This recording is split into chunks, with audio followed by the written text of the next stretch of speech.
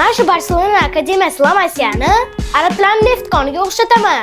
Ishlataveradi, hech tugamaydi. O'rniga boshqasi chiqib kelaveradi. Yana sifatlilari: Xavi, Iniesta, Messi, Yamal. Hozir bilan sanasam video vaqti yetmay qoladi. Bugungi videoda La Masiada yana yetishib chiqib qolgan yosh ikkita talant haqida gapirib beraman.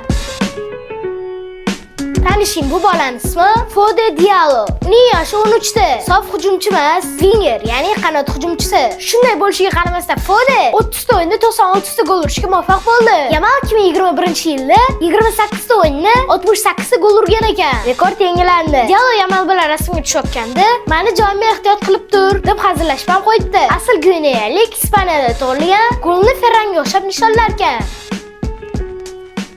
Endi ikkinchi talantimiz Adam Cabral. Bor yo'g'i 12 yoshda.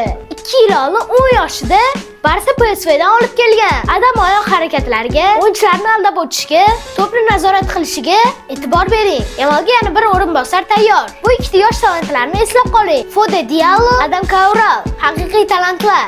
Yosh talantlar bilan eng to'g'ri ishlaydigan joy esa bu Barselona akademiyasi, La Masia. Shayxlarda neft tugashi mumkin, lekin La Masiada yulduzlar chiqishi tugamasa kerak.